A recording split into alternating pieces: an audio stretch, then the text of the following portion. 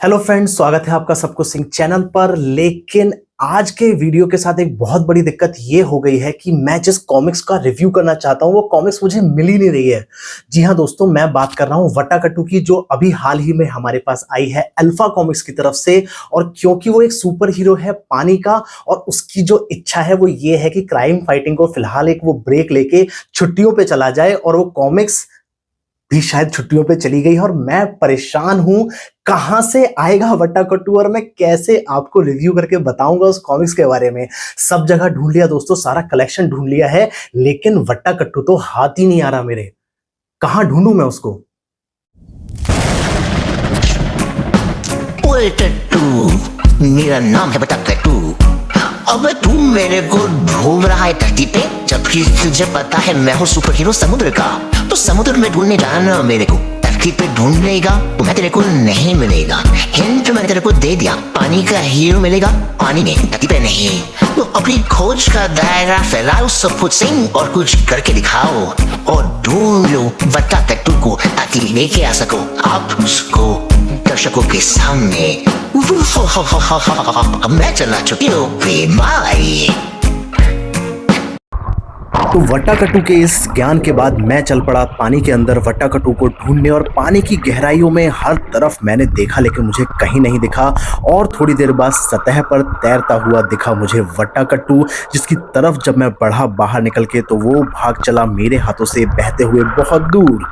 पानी के बाहर निकल के उसको देखा तो पानी के ऊपर कुलांचे भर रहा था, तैर रहा था, और जब मैं उसके पास बढ़ा तो जादू से वो हो गया गायब। मैं पानी की गहराइयों में गोता लगा के उसकी तरफ पहुंचा, लेकिन उसकी रफ्तार इतनी तेज थी कि वो छुट्टियां मनाने के लिए हद से ज़्यादा बेचैन हुआ जा रहा था और मेरी पकड़ से बहुत बहुत बहुत दूर जाता जा रहा था। तो मैंने अपनी शक्तियों को बढ़ाने के लिए फैसला किया ध्यान लगाने का, और मैं बैठ गया पानी में ध्यान लगाने। लेकिन मेरा ध्यान लगातार टूट रहा था, और इसको तोड़ने के लिए मेरे ऊपर हुआ शैतानी ताकतों का हमला, जिसमें ये समुद्री दानव ने मेरे ऊपर हमला किया।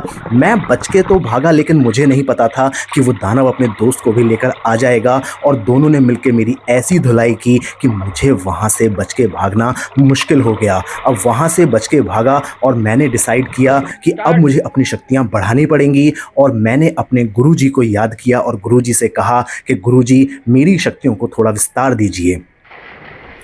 तो गुरुजी के साथ हम पानी की गहराइयों में दोबारा कूद पड़े, और हमने पानी की गहराइयों में दोनों ने साथ बैठकर ध्यान लगाया, और गुरुजी ने मेरी शक्तियों को विस्तारित करते हुए मुझे शक्तियां प्रदान की कि मैं वट्टाकट्टू को पकड़ सकूं। लेकिन पहले मैंने डिसाइड किया कि उन दोनों समुद्री शैतानों के तो मैं सारे भूत उतारूंगा। उनको मैंने इतना मारा, इतना मारा, इतना मारा कि वो पानी छोड़ के भाग गए, और मैंने अपनी सारी शक्तियों का इस्तेमाल करते हुए वट्टाकट्टू को अपनी तरफ खींच लिया, और वो मेरी शक्ति से मेरी तरफ खिंचा चला आया।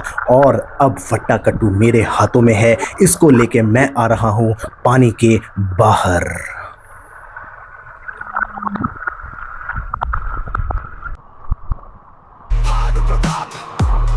सब कुछ सिंह, हर चीज की खबर, हर किसी की चिंग, तू ओमनिप्स का फाड़ा पेच।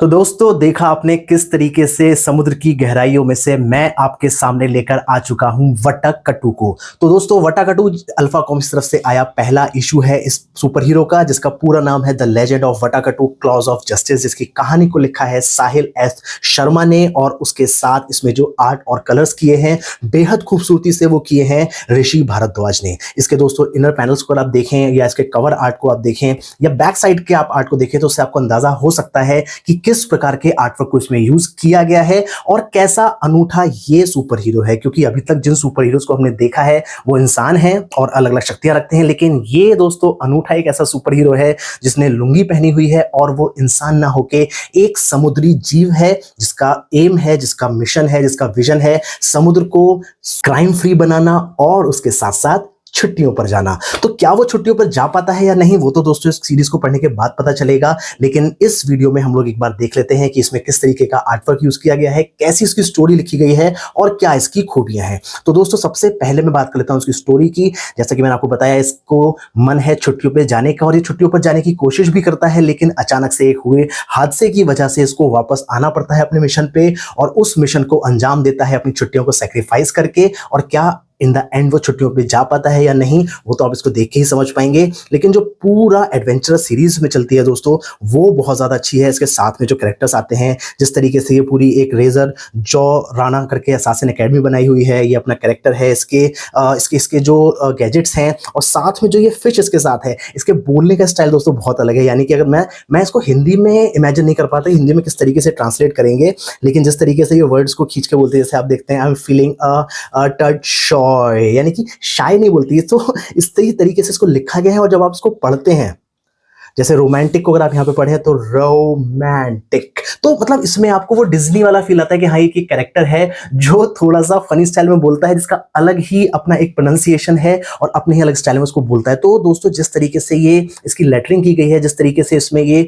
डायलॉग्स लिखे गए हैं और खासकर इन कैरेक्टर्स को इस तरीके से लिखा गया है और ये पूरा जो फ्लो चलता है, वो आपको एक फील देता है जैसे आप एक डिज्नी के एनिमेटेड सीरीज को देख रहे हैं। दोस्तों मुझे ये बहुत ज्यादा पसंद आई, लेकिन जब आप इसको पढ़ें तो एक चीज का ध्यान रखिएगा कि इसकी टारगेटेड ऑडियंस हम हार्डकोर सुपर फैंस नहीं हैं और सुपर हीरो फैंस जो हम हार्डकोर हैं, हम इसकी टारगेटेड ऑडियंस एकदम कहिए कि 100% टारगेट ऑडियंस वो नहीं है। इसमें जो मेन टारगेट ऑडियंस है वो है बच्चे, और अगर बच्चे इस सीरीज को पढ़ते हैं तो यकीन जानिए उनको वट्टा कट्टू से जरूर प्यार हो जाएगा। आप भी दोस्तों इसको एक बार रीड करिए और देखिए कि कितने अच्छे स्टाइल में इसको लिखा गया है। मतलब इसमें मुझे कोई ऐसा फ्लॉ नहीं दिखा कि यार ये क्या बना दिया या क्या है। लेकिन हाँ, अगर हम एक हार्डकोर कॉमिक फैन के स्टाइल में पढ़ेंगे तो हमको थोड़ा ही बचकाना लग सकता है, और जो कि इसका टारगेट भी है। और इसकी जो एक आर्ट वर्क है, अगर आप इस आर्ट वर्क को देखें तो एक तो आर्ट, उसके साथ इसमें किए गए इसके ये कलर इफेक्ट्स और पूरी जो कलर थीम पूरी कॉमिक्स में चलती है एक अंडर वाटर वर्ल्ड का फील देते हुए,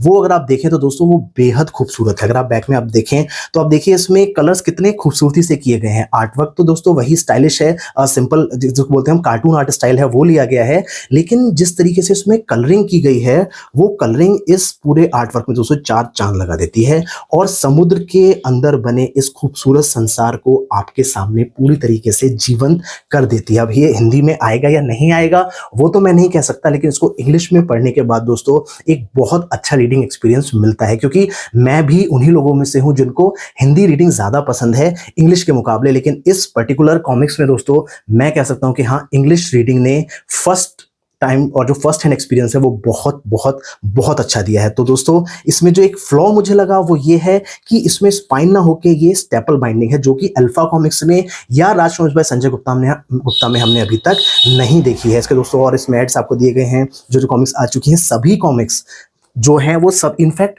राजवंश भाई संजय गुप्ता की तरफ से 32 पेज वाले जो कॉमिक्स आते हैं वो भी प्रॉपर स्पाइन के साथ आते हैं, लेकिन इसमें जो स्टेपल बाइंडिंग है वो मुझे थोड़ी सी खली है। इसके अलावा अगर मैं पेपर क्वालिटी की बात करूं, बाइंडिंग तो मैंने आपको बता ही दिया, और ये जो पेपर क्वालिटी है या कवर क्वालिटी है वो सब टॉप नॉच है। यानी कि 200 रुपये मूल्य में आपको वही सब क्वालिटी मिलती हैं जो आपको अभी तक मिलती आ रही हैं राज कॉमिक्स बाय संजय गुप्ता की तरफ से और अल्फा कॉमिक्स की तरफ से। लेकिन जो एक इसमें डाउनफॉल है वो ये है इसकी स्टेपल बाइंडिंग। वो तो इसका जवाब आप कॉमिक के जो एक्सपर्ट्स हैं वही दे सकते हैं, लेकिन मेरी तरफ से दोस्तों आपके लिए या आपके घर में रह रहे बच्चों के लिए, यानी कि जिनको आप कॉमिक रीडिंग एक्सपीरियंस ट्रांसफर करना चाहते हैं, उन लोगों के लिए ये बहुत अच्छा एक्सपीरियंस, क्योंकि अभी हमने चहल पहल भी देखा था जिसमें बच्चों को ही टारगेट किया गया है, बट वो थोड़ा मॉरल साइड की तरफ ज्यादा जाता है, जिसमें बच्चे पढ़ने में इंटरेस्टेड तो रहते हैं और सीखते भी हैं, लेकिन कहीं ना कहीं वो मॉरल की वजह से उसमें वो फन एलिमेंट उतना ज्यादा नहीं है जितना इसमें आपको मिलेगा। ये तो दोस्तों एक फुल फ्लेज्ड पेपर पे लिखी गई एनिमेटेड सीरीज है। अब एनिमेशन में अगर ये आती है तो कैसी आएगी या नहीं आएगी वो तो दोस्तों फ्यूचर में है, लेकिन इसके रीडिंग एक्सपीरियंस को आप एंजॉय जरूर कीजिए और फटाफट से मंगा लीजिए वट्टा कट्टू को, इससे पहले ये दोबारा समुद्र की गहराइयों में जाके खो जाए। तो दोस्तों कैसा लगा है आपको ये वीडियो, और अगर आपने पढ़ लिया है वट्टा कट्टू को तो कैसा लगा है आपको वट्टा कट्टू, बताइए सारी चीजें मुझे कमेंट सेक्शन में। और दोस्तों मिलते हैं बहुत जल्द ऐसे ही ढेर सारे कॉमिक रिलेटेड अनोखे अनूठे वीडियोस के लिए। तब तक के लिए जय श्री राम दोस्तों।